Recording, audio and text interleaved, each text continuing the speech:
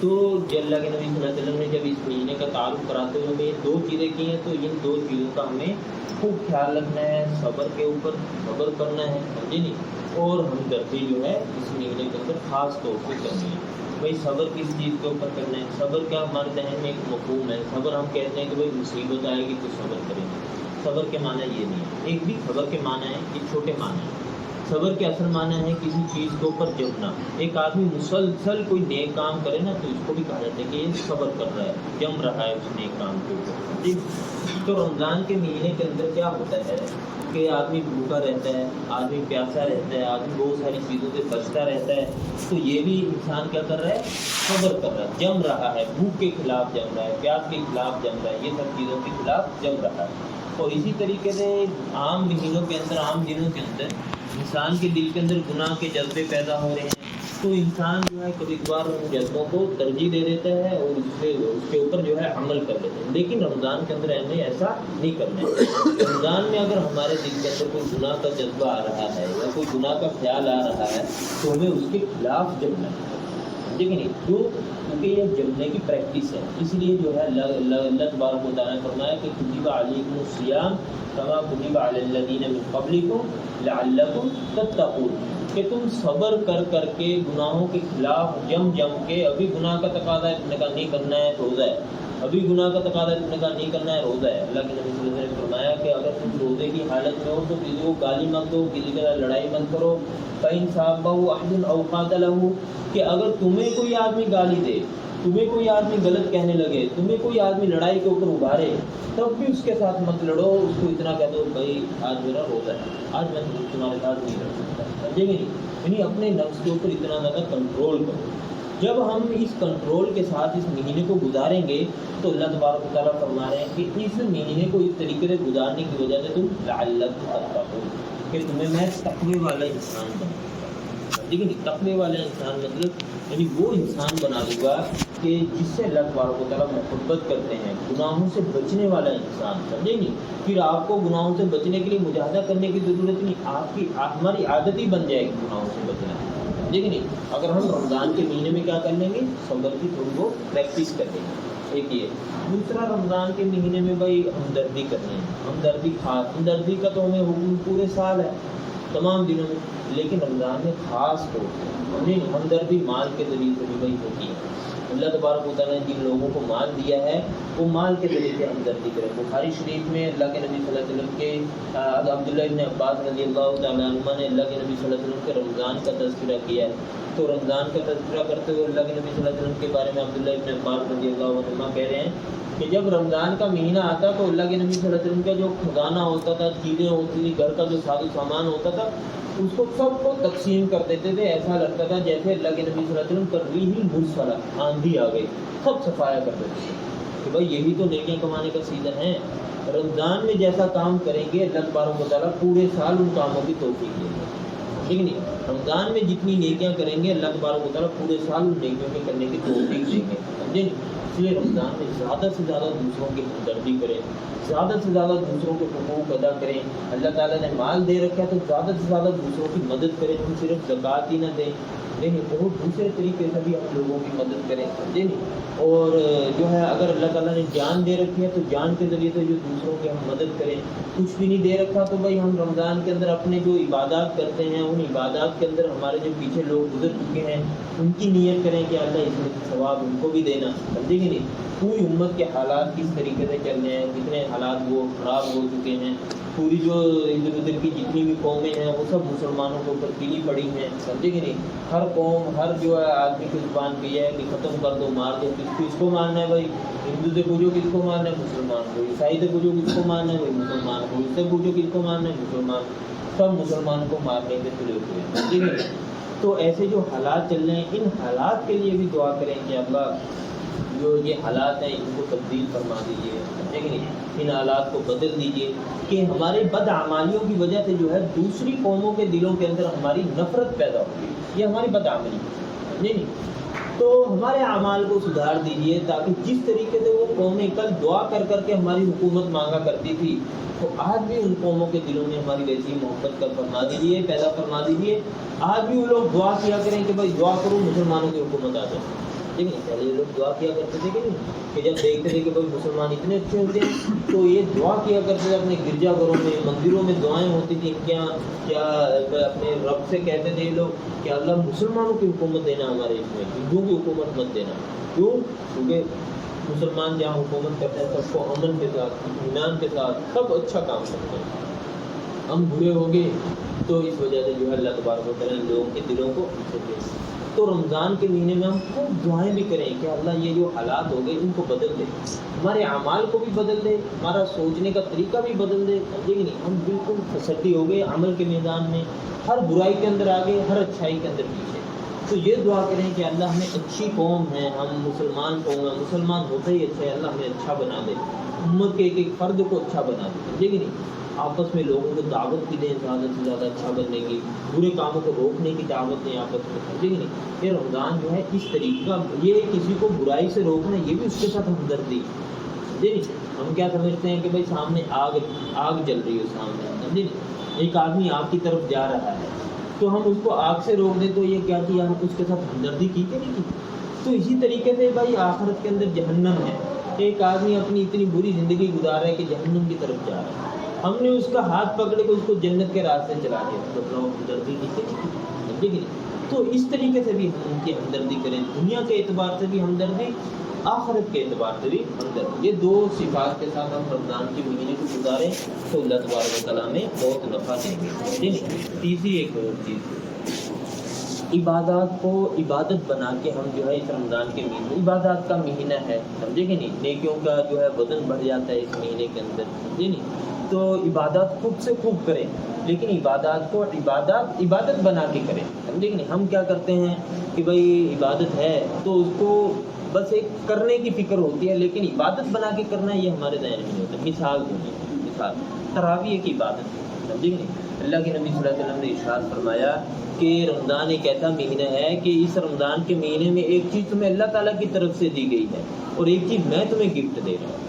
وہ چیز جو اللہ تعالیٰ کی طرف سے دی گئی ہے وہ کہ اللہ تعالیٰ نے رمضان کے مہینے کے اندر دن کے روزے تمہارے اوپر فرض کر دیے, اور ایک چیز میں تمہیں دے رہا ہوں وہ یہ ہے وَسَنَنْتُ لَكُمْ قِيَامًا, کہ میں نے تمہارے لیے رمضان کے مہینے کا قیام جو ہے سنت کر دیا.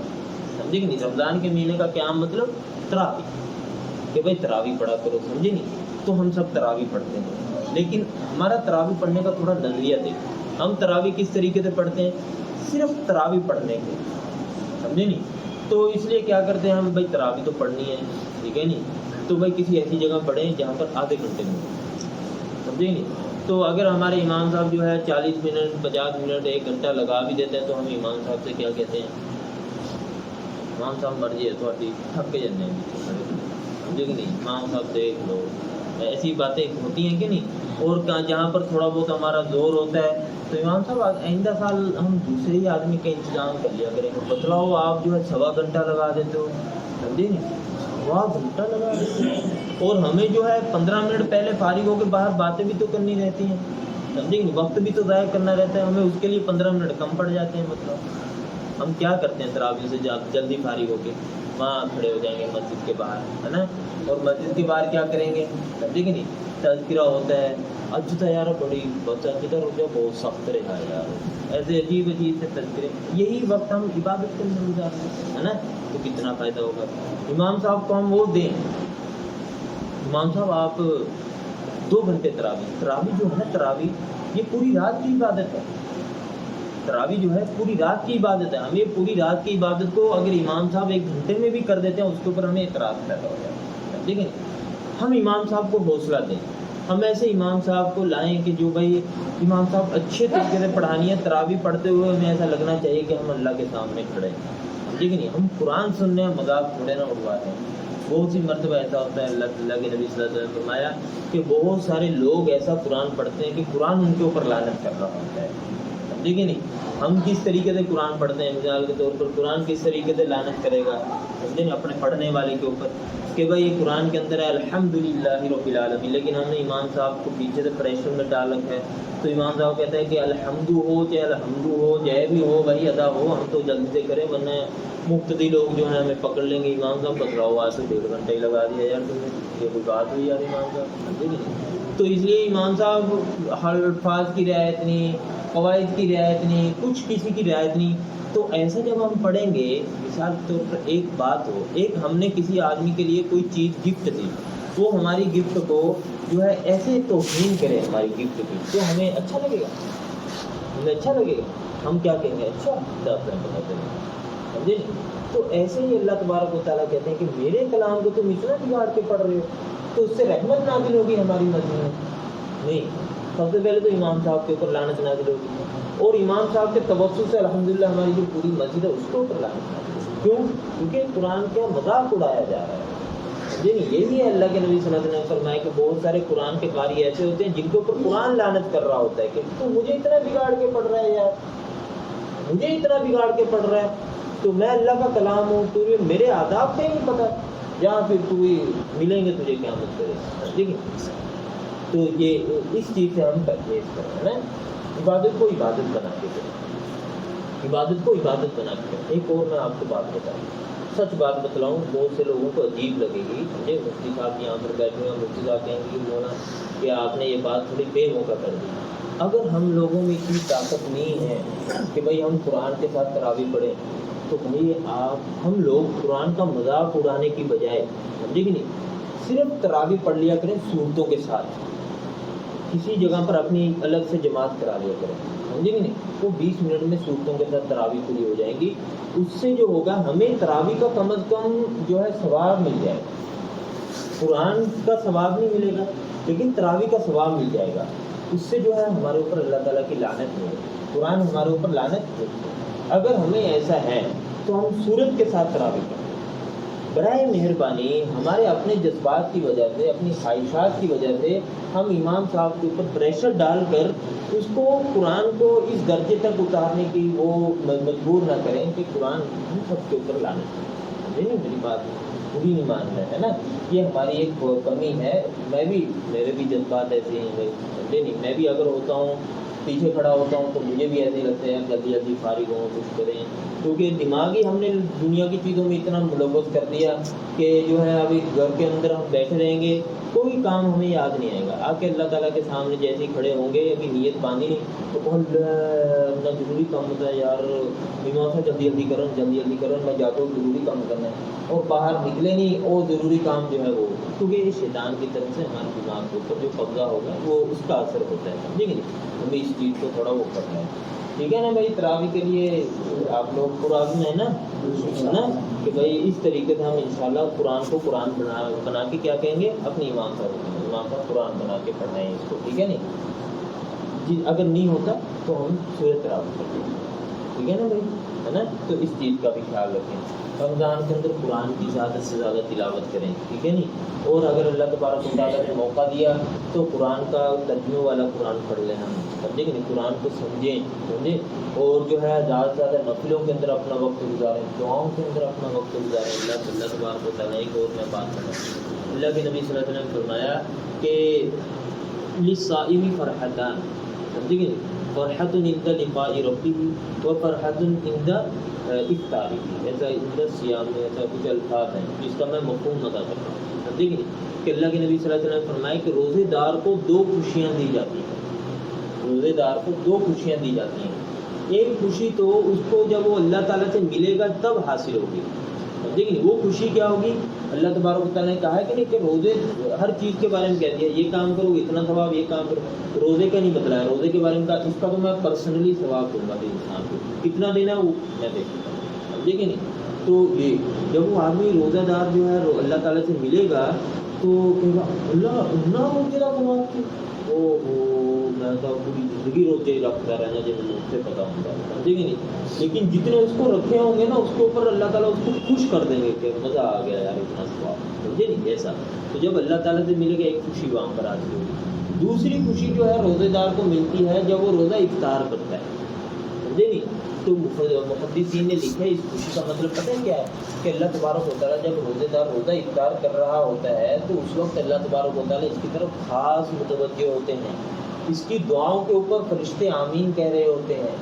یہ وہ موقع ہوتا ہے کہ اللہ تبارک و تعالیٰ کہہ رہے ہیں کہ دیکھو آج میرے اس بندے نے کتنے اخلاص کے ساتھ روزہ جو ہے مکمل کیا. سمجھیں گے؟ اب یہ میرا بندہ جو مجھ سے مانگے میں دے دوں گا اس کو. لیکن اس وقت میں ہماری حالت کی کیا ہوتی ہے، بولے آ بھائی پلیٹ بھائی ہم اس غفلت میں اس شیطان کی طرف سے ہم 5 منٹ پہلے کر کے دعا میں مشغول ہو جائیں. دعا کے لیے ضروری نہیں ہے کہ ہم ایسی آپ شادی کریں، سمجھے کہ نہیں، دل میں بھی دعا کریں. جی یہ بہت ضروری ہوتا ہے. ہمارے ایک استاد بیان فرمایا کرتے تھے، سمجھے نہیں، ان کی اپنی بات ہے، میں یہ نہیں کہتا کہ یہ حدیث سے ثابت ہے، وہ اپنا ایک تجربہ بیان کیا کرتے تھے. انہوں نے کہا کہ بھائی میری جو بھی ضرورت ہوتی تھی، سمجھے نہیں، میری جو بھی ضرورت ہوتی تھی میں اس کو رمضان میں افطار کے وقت مانگا کرتا تھا. اور کہا جو چیز میں نے رمضان میں افطار کے وقت میں مانگی ہے اللہ تعالیٰ نے مجھے دنیا میں ضرور دی. وہ اپنا ایک واقعہ نقل کیا کرتے تھے. مفتی صاحب جانتے ہیں، مفتی امین صاحب دامت برکاتہم تعلق کے بڑے استاد ہیں، مفتی صاحب کے بھی استاد ہیں. تو وہ بیان کیا کرتے میرے ایک نواسے تھے کہ ان کو ہر طرف سے جواب ہو گیا کہ بھائی، یعنی کہ بہت زیادہ بیمار تھے کہ ہر طرف سے ڈاکٹروں نے کہہ دیا کہ اللہ بھائی تمہارے اس کا علاج نہیں ہے. مجھے بہت محبت تھی اپنے اس نواسے سے. مفتی صاحب کہا کرتے تھے کہ تو میں اس وقت میں لندن میں تھا، لندن میں ان کے پروگرام ہوتے ہیں. تو کہا میں وہاں تھا، تو جب مجھے گھر سے اطلاع ملی تو میں نے جو ہے یہ دعا شروع کی. میں دعا کرتا تھا تب جب اب کھانے کا ٹائم ہو گیا، اب وہ کھجور جب منہ کو لے کے جاتا تھا نا تو میں اس کھجور کو وہاں پر روک کر 3 مرتبہ دعا کرتا تھا، یا اللہ میرے نواسے کے بارے میں کوئی معجزہ ہی دکھا دے. سمجھے ہی نہیں، پوری دنیا میں اس کو کہہ دیا کہ ٹھیک نہیں ہو سکتا ہے، یا اللہ بس تیرے لیے کچھ مشکل نہیں ہے. بس میں 3 مرتبہ مختصر سی دعا کیا کرتا تھا. اور جب میں گھر آیا تو میرے نواسے کو کوئی بیماری نہیں، ٹھیک ہے کہا آج تک الحمدللہ وہ بہت اچھا ہے، آج تک اس کو کوئی بیماری نہیں. ڈاکٹر پہلے کہتے ہیں ایسا ہے ویسا ہے. تو ہم اس وقت کو ضائع نہ کریں، نہیں اس وقت میں ہم خاص طور سے کیا کریں، دعا مانگیں، ٹھیک ہے نہیں. تو یعنی کہ بہرحال مختصراً یہ کہ بھائی رمضان کا جو وقت ہے یہ قیمتی وقت ہے. اس قیمتی وقت میں جو ہے ہم اس کو ضائع نہ کریں، سمجھے نہیں. اگر موبائل جو ہے نا، ایک اور درخواست کر دوں میں آخر میں، ہمارے موبائلوں کو ہم تالا لگا کے رکھیں. چھوٹے موبائل استعمال، یہ جو بڑا موبائل ہے نا، یہ کبھی کبھار ہم اس کو نفع کی غرض سے نکالتے ہیں، لیکن یہ عجیب ایسی چیز ہے کہ واقعات ہمارے سامنے رکھتا رہتا ہے کہ بھائی اس کو بھی دیکھ لو، سمجھے کہ یہ تو چھوٹا سا ہی ہے 2 منٹ کا، سمجھے نہیں. 2 منٹ کا وہ دیکھا تو پھر اس کے بعد نیچے والا کہتا ہے یار یہ تو 1 منٹ کا ہی ہے، اس کو بھی دیکھ لو فائدہ ہو جائے گا. تو وہ آدمی ایسا کرتا کرتا کیا کرتا ہے، آدھا گھنٹہ چلا جاتا ہے پتہ بھی نہیں چلتا. تو اس لیے جو ہے اس کے ذریعے سے ہمارا بہت وقت ضائع ہو جاتا ہے. تو رمضان کے لیے ہم اس کو بھی بند کر دیں. اپنا وقت جو ہے عبادات میں، دعاؤں میں، اپنے حالات کو سدھارنے میں، امت مسلمہ کے حالات کو سدھارنے میں، اپنی تربیت میں، اس چیز میں لگائیں. تو انشاءاللہ رمضان کے بعد دیکھیں گے ہم ایک الگ ماحول ہوگا، ٹھیک ہے نہیں. اللہ تبارک و تعالیٰ ہم کو عمل کی توفیق عطا فرمائے. رمضان میں درس قرآن موقوف رہے گا.